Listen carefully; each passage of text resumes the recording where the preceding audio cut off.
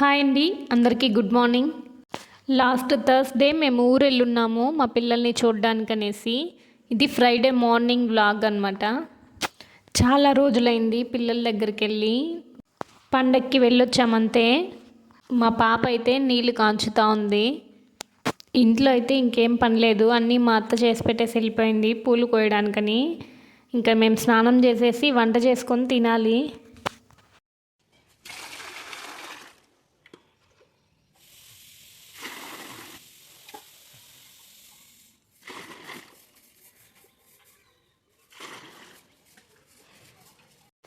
నేనైతే స్నానం చేసుకొని వచ్చేసాను.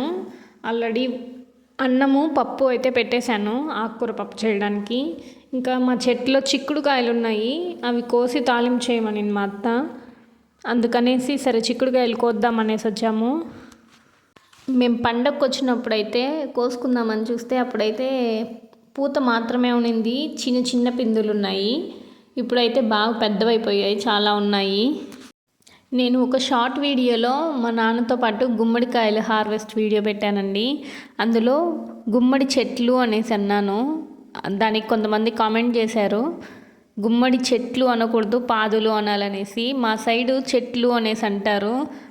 ఇప్పుడు కూడా చెట్లు అనేసే వచ్చింది. ఇప్పుడు కూడా నేను దాన్ని డిలీట్ చేసి తీగలు అనేసి మార్చి చెప్పచ్చు, కానీ మనకి అలవాటు అయిపోయింది ఇలాగా. నేను యూట్యూబ్ ఛానల్ పెట్టింది నన్నుగా చూపించుకోవడానికి. అలా అన్నిటికీ మార్చుకుంటూ పోతే న్యాచురల్గా ఉండదు, ఏదో ఆర్టిఫిషియల్గా చెప్పినట్టు ఉంటుంది. అందుకే డిసైడ్ అయిపోయాను, ఎవరు ఎన్ని కమెంట్స్ పెట్టినా మనం మాత్రం మనలాగానే ఉండాలి అని. చిక్కుడుకాయలు అయితే కోసుకొని వచ్చేసాము. పప్పు అయితే ఉడికిపోయినింది, దాన్ని ఇంకా పామేసి పోపు వేయాలి.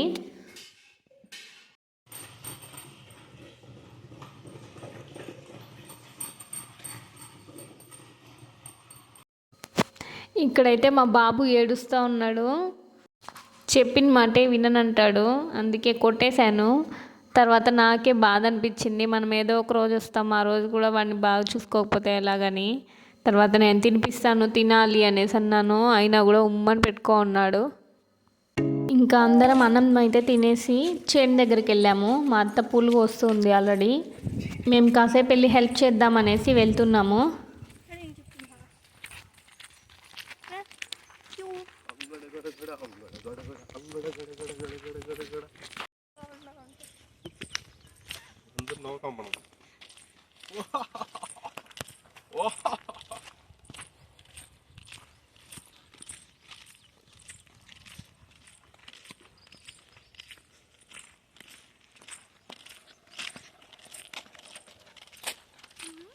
ఎండ అయితే ఫుల్గా ఉన్నిందండి ఆ రోజు.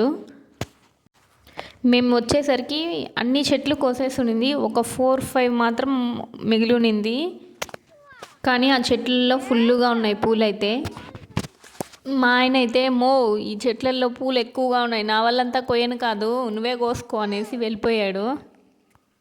ఎప్పుడు వచ్చినా మా ఆయన అంతే, ఏదో ఒక సాకు చెప్పి తప్పించుకునేస్తాడు. నేను అలా తప్పించుకొని వెళ్ళలేను. నా కొంగులో ఉన్నాయి కదా ఆ పూలన్నీ నేనే కోసాను.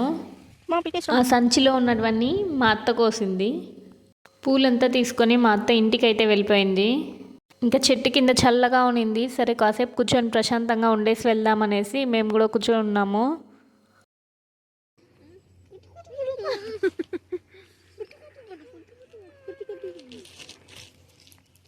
చెప్పిన మాటలంతా ఉండాలి, సరేనా? కాలు తీరా.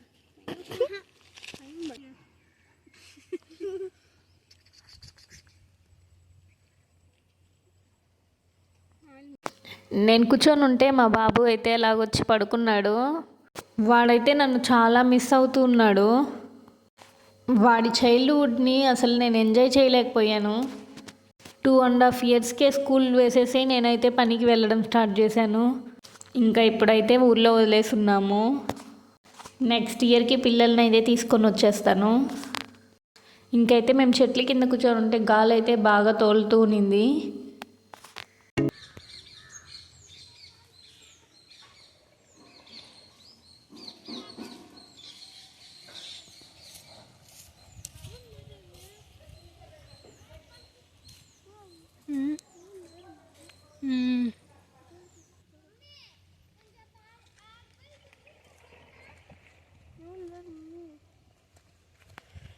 ఇంకా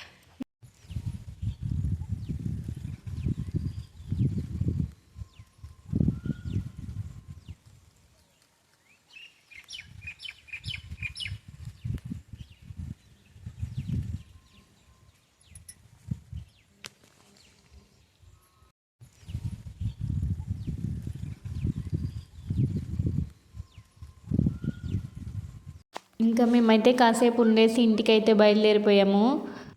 ఇంకా మా ఆయన అయితే ఒక మర్రి కొమ్మ విరిగి పడిపోయింది, అది పొయ్యిలో పెట్టుకోవడానికి యూజ్ అవుతుందనేసి తీసుకెళ్తున్నాడు.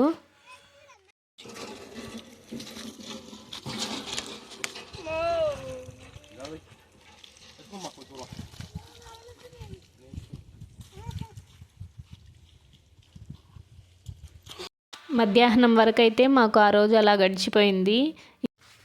ఇంకా సాయంత్రంగా మా ఊర్లో ఉన్న శివుని గుడికి బయలుదేరాము. నడిచే కూడా వెళ్ళిపోవచ్చు దగ్గరే, కానీ మా ఆయన ఆటోలో వెళ్దామనేసి తీసుకెళ్ళాడు.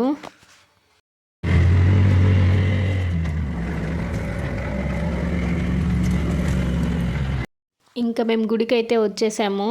గుడి అయితే తాళం వేసింది. బయట నుంచే దేవుణ్ణి చూసి మొక్కుకున్నాము. ఇది చిన్న గుడే కానీ చాలా ప్రశాంతంగా ఉంటుంది. కొండపైన గుడి పనులు అయితే జరుగుతూ ఉన్నాయి. మేము వచ్చేటప్పటికి మోస్ట్లీ శివరాత్రి కోసము తొందరగా చేస్తూ ఉన్నారనుకుంటాను. మన ఛానల్లో వచ్చిన ఫస్ట్ షాట్ కూడా ఇక్కడికి వచ్చి తీసిందే. ఇంకా మేము ఇంట్లో నుంచి కర్పూరం తెచ్చున్నాము, దాన్ని వెలిగించి అందరం దండం పెట్టుకున్నాము. దేవుడి దర్శనం చేసుకొని బయటంతా తిరుగుతూ ఉన్నాము. మా పాప అయితే ఒక వీడియో చేద్దాం రామా అనేసి ఇలా చెప్పించింది. ఫస్ట్ చేయి పెట్టి మూసేసేమా, దాని తర్వాత ఓపెన్ చెయ్యి, మనము చుట్టూ మొత్తం మన కొండనంతా చూపిద్దాము అని అలా చేసాము. వీడియో అయితే నాకు బాగా అనిపించింది అలా చేయడము. మా ఊరి కొండల్లో అసలు చెట్లు ఎక్కువ ఉండవు, ఓన్లీ బండరాళ్ళే. కానీ ఇక్కడ నిలబడుకొని మొత్తం చూస్తూ గాలి వీస్తూ ఉంటే చాలా ఆహ్లాదంగా అనిపించింది. మనసుకి చాలా ప్రశాంతంగా అనిపించింది. ఇంకా మేము ఇలా వీడియోలు తీసుకుంటుంటే మా ఆయన అయితే కిందకి దిగి వెళ్తూ ఉన్నాడు, ఫోన్లో బిజీ అయిపోయాడు. ఇంకా మేము కూడా కిందకి దిగి వచ్చేసాము. కాసేపు ఇక్కడ కూడా కూర్చొని ఇంకా ఇంటికి అయితే రిటర్న్ వెళ్ళిపోయాము. మా మామ వాళ్ళది ఆవు ఈనిందండి, వాళ్ళు పాలు తెచ్చిస్తారు, జున్ను పాలు. దాన్ని ఇప్పుడు ప్రిపేర్ చేద్దాము. ఇందులో చక్కెర మాత్రం వేస్తున్నాను.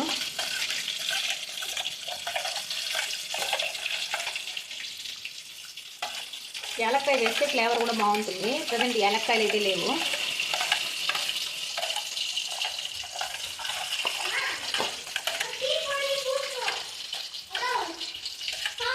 దీన్ని ఇడ్లీ గుండంలో ఆవిరితో ఉడికించాలి.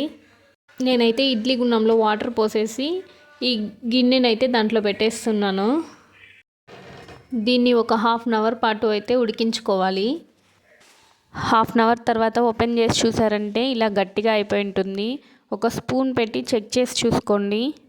ఇదైతే ఇప్పుడు ఉడికిపోయింది. ఇది చల్లారిన తర్వాత ఫ్రిడ్జ్లో పెట్టుకొని తింటే చాలా బాగుంటుంది. మాదైతే కొద్దిగా పల్చగా ఉన్నింది పాలు. సెకండ్ డే పాలు తీసుకున్నాం కాబట్టి. ఇంకా ఫస్ట్ డే పాలతో అయితే ఇంకా గట్టిగా వస్తుంది. మా ఇంట్లో ఎవ్వరు తినరు, నేను మాత్రమే తింటాను. ఇంకా నేను తినేసి మా అమ్మ వాళ్ళకైతే ప్యాక్ చేసుకునేసాను. ఈ 1 డే అయితే మా పిల్లలతో ఇలానే గడిచింది. ఈ స్ట్రెస్ఫుల్ లైఫ్లో కొంచెం రిలాక్సింగ్గా అనిపించింది.